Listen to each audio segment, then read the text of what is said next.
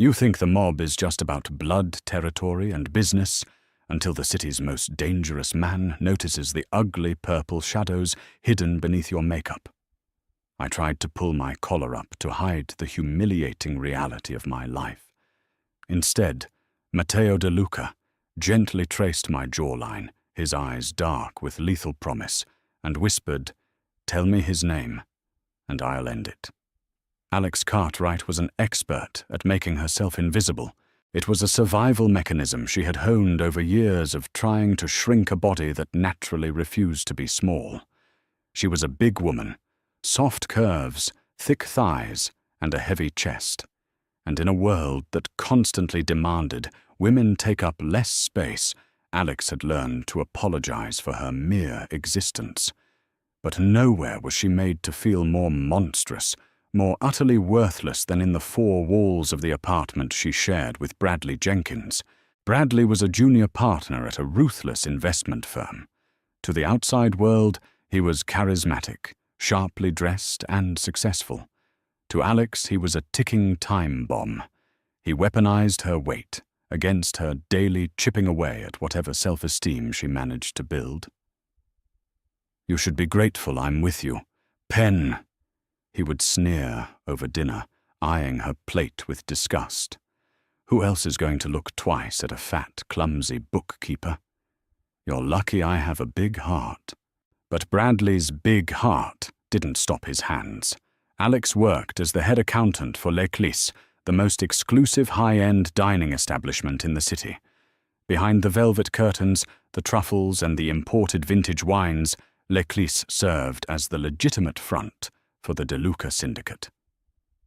Matteo De Luca, the undisputed head of the family, ran his empire from the soundproofed offices on the top floor.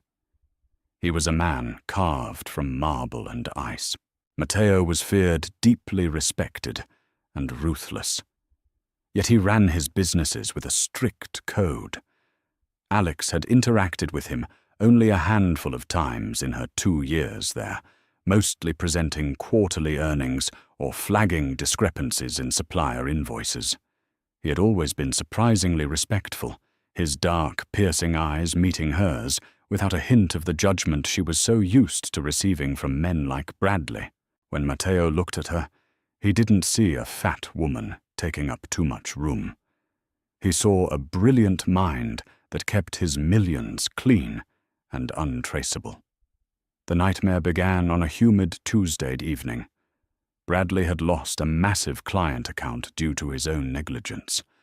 When Alex walked through the door of their apartment, exhausted from a 12-hour shift, she could smell the sour stench of whiskey radiating from the living room. "Where the hell have you been?" Bradley's voice slurred thick with venom.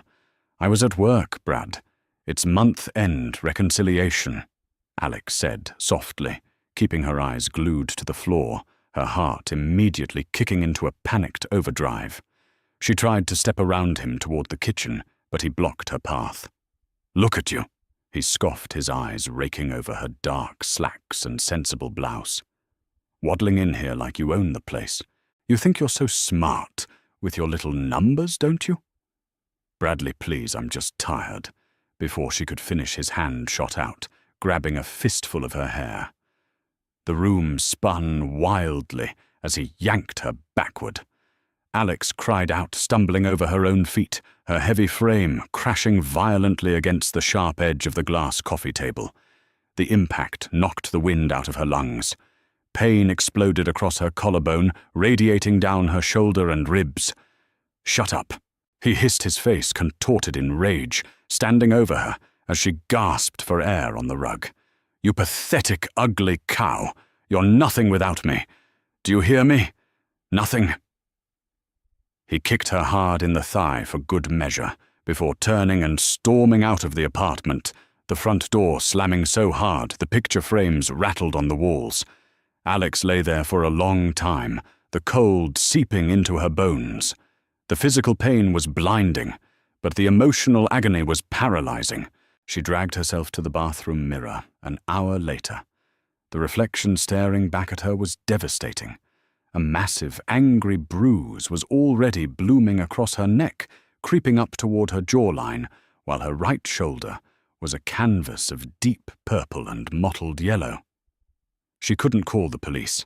Bradley had reminded her 100 times that his brother was a precinct captain. Who would they believe, the successful investment banker or his hysterical overweight girlfriend who clumsily fell? The next morning, Alex woke up stiff and aching. She applied 3 layers of heavy full-coverage foundation over her jaw and neck, blending it desperately.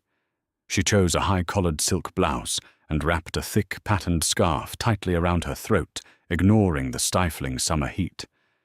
She had a job to do. If she lost Leclis, she truly would have nothing. The atmosphere inside Leclis was unusually tense when Alex arrived. Rumors were swirling among the waitstaff that a shipment of imported liquor had been hijacked, and Matteo De Luca was in a lethal mood.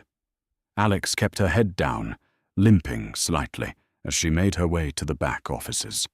Her ribs screamed in protest with every step, and the heavy scarf around her neck felt like a noose.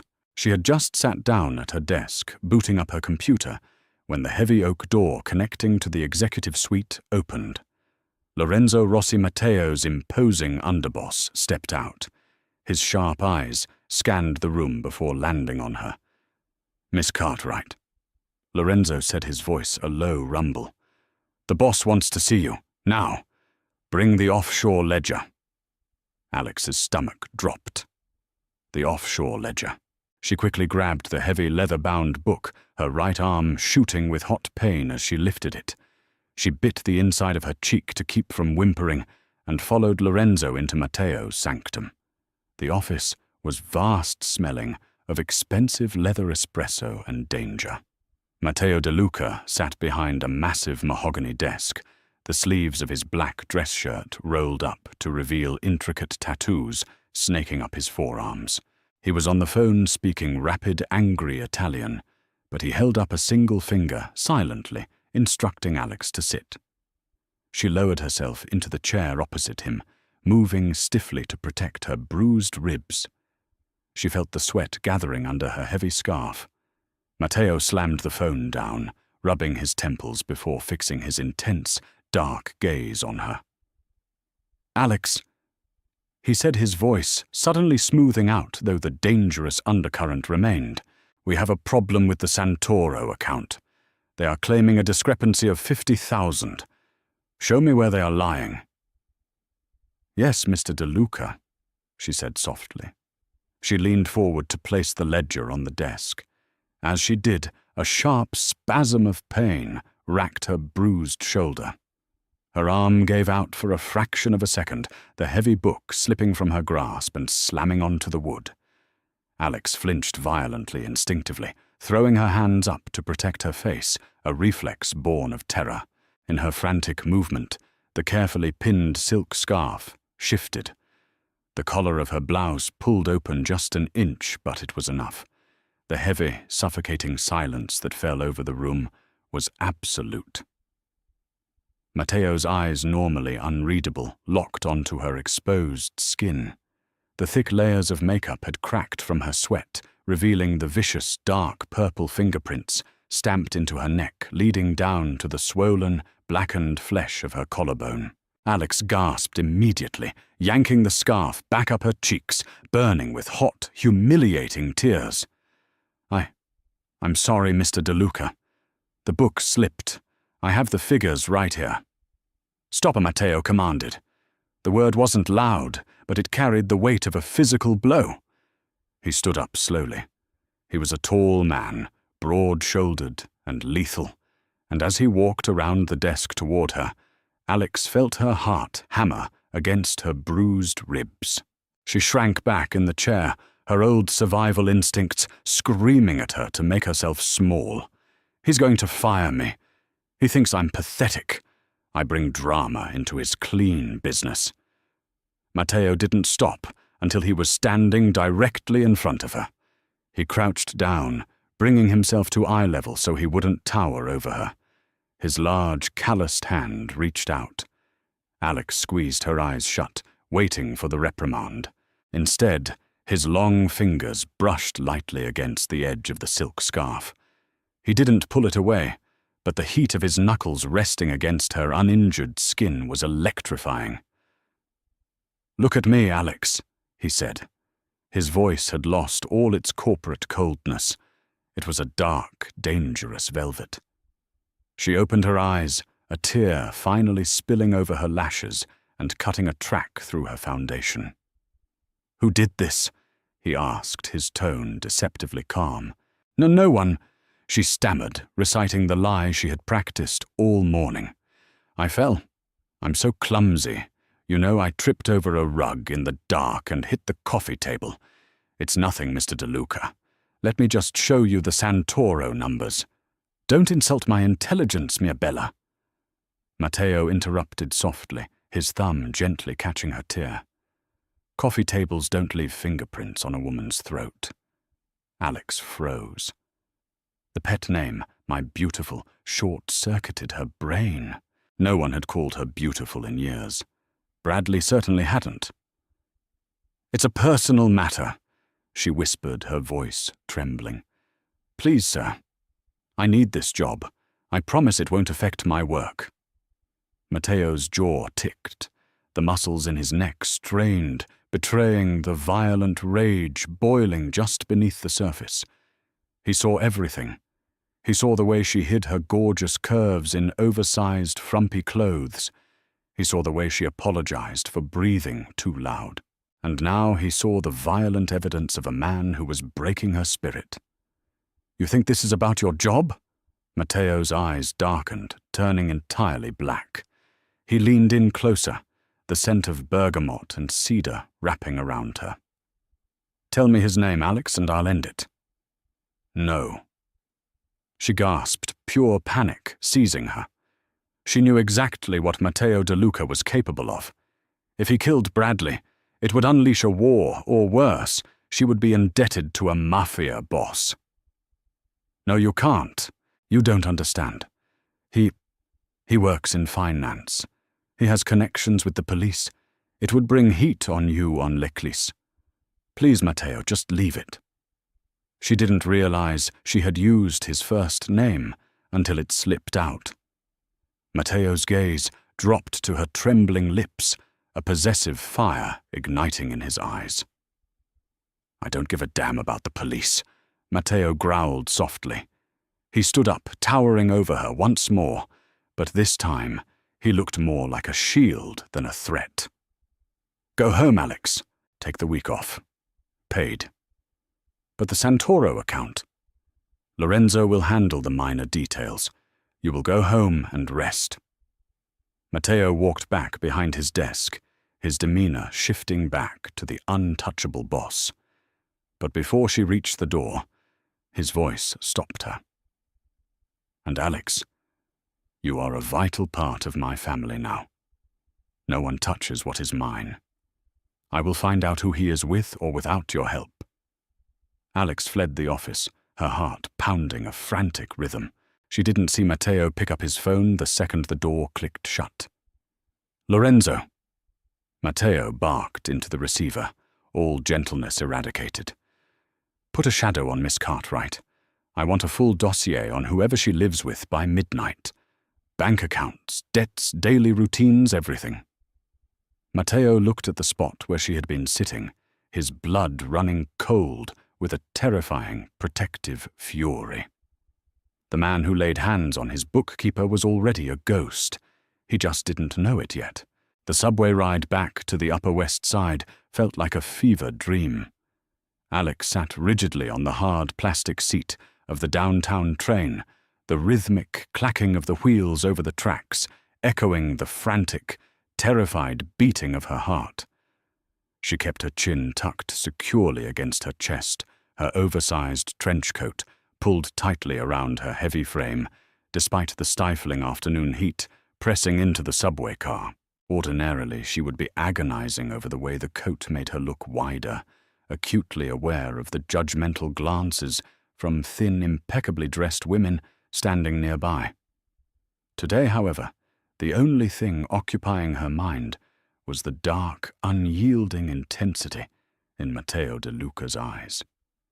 "Tell me his name, Alex, and I'll end it."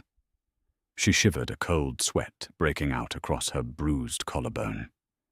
She knew the terrifying scope of Matteo's power. Working as the head accountant for his legitimate fronts meant she had seen the numbers, millions of dollars flowing through shell corporations, untraceable properties in the Hamptons and offshore holdings.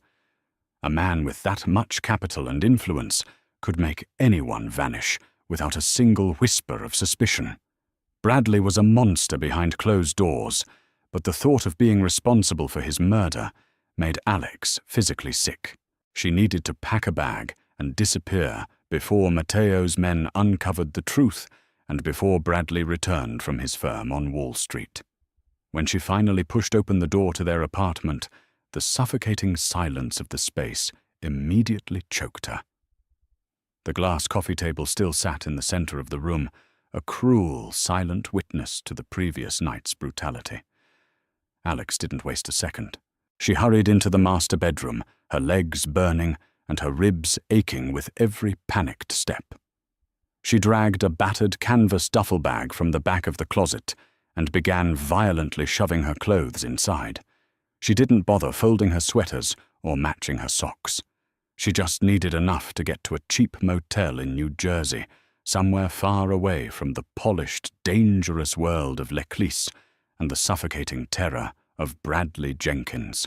She was reaching for her emergency cash, hidden in an old shoebox, when the heavy deadbolt on the front door violently clicked open. Alex's blood turned to ice. She glanced at the alarm clock on the nightstand. It was only 2 in the afternoon. Bradley never came home before 8 o'clock. "Alex!" Bradley's voice roared through the apartment. It wasn't his usual patronizing sneer. It was a hysterical, unhinged shriek of absolute panic and rage. She froze the shoebox, slipping from her trembling fingers. Heavy, frantic footsteps pounded down the hallway. Bradley rounded the corner and slammed into the doorframe, chest heaving. His appearance was shocking. The impeccably groomed junior partner was gone. His expensive Armani tie was ripped off. His designer dress shirt was untucked and soaked with nervous sweat, and his eyes were completely bloodshot, darting wildly around the room. He looked at the half-packed duffel bag on the bed, and a sick, twisted smile stretched across his face. "Going somewhere, you fat, useless bitch!" he spat, stepping into the room and deliberately blocking the only exit. "Did you know? Did you have something to do with this?" "Bradley, what are you talking about?" Alex stammered instinctively, backing up until her spine hit the cold glass of the bedroom window. Her breathing grew shallow, the familiar, paralyzing fear locking her muscles in place. "My accounts!" he screamed, lunging forward and sweeping a lamp off the nightstand. It shattered against the hardwood floor, sending shards of ceramic flying across the room. Alex flinched, throwing her hands over her face. "Everything is gone.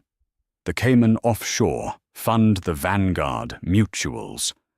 The crypto wallets emptied, wiped clean in an hour. And then the managing partners called me into the boardroom.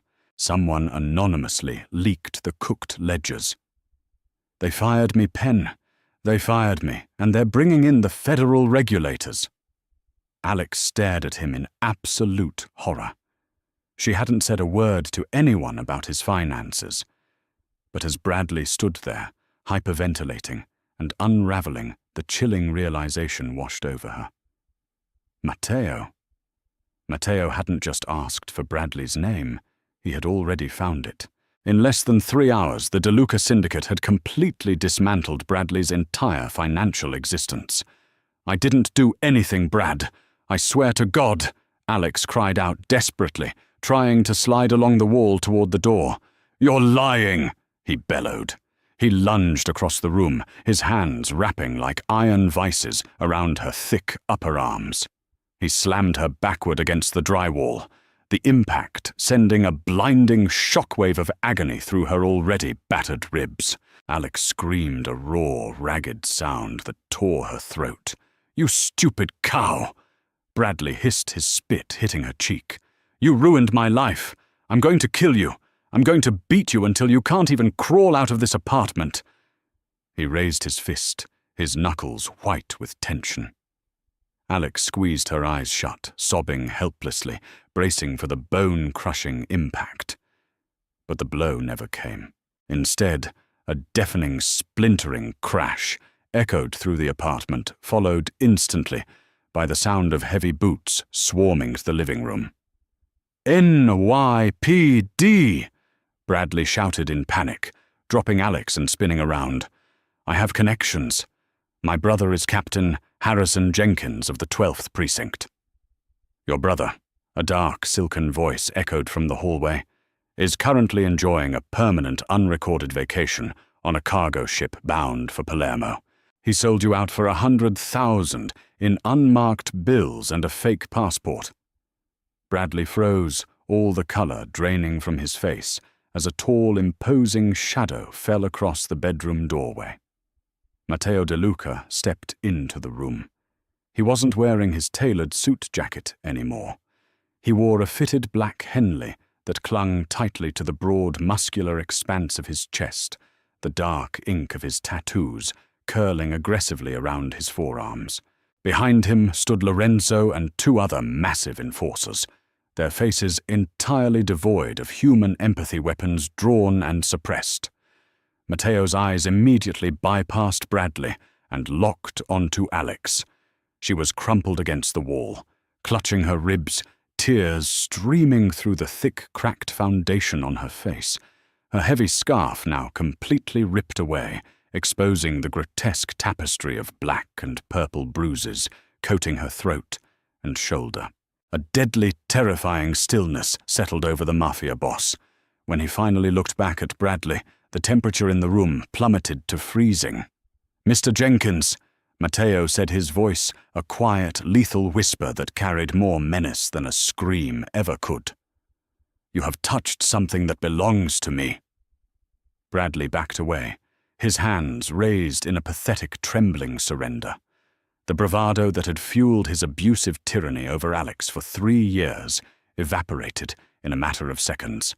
He was staring at the undeniable king of the city's underworld, a man whose reputation for ruthless vengeance was legendary. "De Luca!" Bradley stammered, his voice cracking into a high-pitched whine. "Mr. De Luca, please. This is a misunderstanding. She's just my girlfriend. She's nobody. You don't want to get involved in domestic issues." Matteo didn't blink. He walked slowly, methodically across the shattered ceramic on the floor. "Nobody." Matteo repeated the word, tasting like venom on his tongue. "Alex is the absolute architect of my financial security. She possesses a brilliant, beautiful mind. And you, a pathetic, embezzling coward, have decided to use her as your punching bag because you are too weak to survive in your own miserable world." "Please," Bradley begged, tears now openly streaming down his red, bloated face. He fell to his knees, clasping his hands together. "I'll leave the city. I'll give you whatever you want. Just don't kill me." "I'm sorry." "Apologies do not erase bruises," Matteo said coldly. He didn't even bother to touch Bradley himself. He simply gave a subtle, almost imperceptible nod to Lorenzo. Lorenzo stepped forward and delivered a swift, brutal kick to Bradley's stomach, folding the former banker in half. Before Bradley could gasp for air, Lorenzo dragged him up by his collar, pinning his arms behind his back. Matteo crouched down gracefully in front of Alex, ignoring the groans of pain echoing from the center of the room. He reached out his large, warm hands, gently cupping her tear-stained face. His thumbs carefully avoided the sensitive, bruised skin on her jawline. "Are you broken, Mia Bella?" Matteo asked softly, his eyes searching hers with an intensity that made her breath catch. "I'm okay," she whispered, her voice shaking violently. "Matteo, please don't kill him here. The mess." "There will be no mess," Matteo assured her, his thumb gently wiping away a fresh tear. He stood up and turned back to Bradley, who was currently bleeding heavily from his nose, dangling helplessly in Lorenzo's massive grip. "Killing you would be a mercy, Bradley." Matteo sneered, his lip curling in disgust. "Death is too quick for a man who systematically destroys a woman's soul. As of 30 minutes ago, every dollar you ever earned belongs to me. Your brother has abandoned you. Your firm has blacklisted you. My men have forwarded the comprehensive evidence of your corporate fraud to the district attorney's office." Bradley sobbed hysterically, a pathetic, broken sound. "You are going to federal prison." Matteo continued, his voice echoing like a judge delivering a divine sentence. "And in that prison you will be placed in a block, controlled entirely by my associates. They have been instructed to ensure that every single day of your 20-year sentence is an agonizing reflection of the pain you inflicted upon Alex. You will live a very long, very painful life, Mr. Jenkins." "No, please, DeLuca, have mercy!" Bradley shrieked, thrashing desperately against Lorenzo's iron hold. "Get this garbage out of my sight," Matteo commanded sharply. Lorenzo and the enforcers dragged the screaming, flailing man out of the bedroom, hauling him down the hallway and out the front door. The apartment instantly fell into a heavy, echoing silence. Alex sat frozen on the floor, her mind completely overwhelmed. The monster who had terrorized her, belittled her weight and beaten her down, was simply gone, erased by a man who was now kneeling in front of her once again. "Come," Matteo said softly, offering his hands to her. Alex hesitated. "Matteo the First, I don't know what to say. Why did you do this for me? Look at me. I'm a mess. I'm fat, I'm bruised. I don't belong in your world." Matteo's expression softened into something incredibly raw and vulnerable. He reached forward and gently gripped her waist, his large hands easily spanning the soft, generous curves of her hips. He pulled her up, supporting her heavy frame effortlessly against his solid, muscular chest. "You listen to me, Alex Cartwright," Matteo whispered fiercely, his lips hovering mere inches from hers. "You have spent years listening to a weak man tell you that you take up too much space. But in my world, a woman like you is a goddess. Your curves, your softness, your brilliant mind, they are magnificent. I do not want a woman made of sharp angles and hollow bones. I want you. I have wanted you since the first day you walked into L'Eclisse and boldly corrected a $500,000 error in my ledger without flinching." Alex gasped, a fresh wave of tears spilling over her cheeks, but this time they were tears of profound relief. For the first time in her life, someone was not just tolerating her body, they were actively worshipping it. "You are coming with me to my estate in Long Island," Matteo stated gently, carefully, wrapping his arm around her uninjured shoulder and guiding her toward the bedroom door. "You will be seen by my private physician. You will eat the finest food my chefs can prepare, and you will rest until these shadows fade from your beautiful skin." "And after that?" Alex asked softly, leaning her heavy weight against his side, finding an incredible anchoring comfort in his strength. Matteo paused in the doorway of the ruined apartment, pulling her slightly closer, his dark eyes burning with a fierce, unwavering devotion. "After that," the boss whispered, pressing a tender, reverent kiss to her forehead, "you will take your rightful place by my side, and I will spend the rest of my life ensuring that no one ever makes you feel small again." Thank you for experiencing Alex and Matteo's intense journey. If you loved watching a ruthless mafia boss protect his queen and redefine true beauty, please hit that like button. Share this drama with fellow romance lovers who crave suspense, twists, and deeply devoted heroes. Don't forget to subscribe to our channel for more real-life inspired stories. Your support helps us bring more gripping, twist-filled tales to life. Drop a comment below with your favorite moment from this story.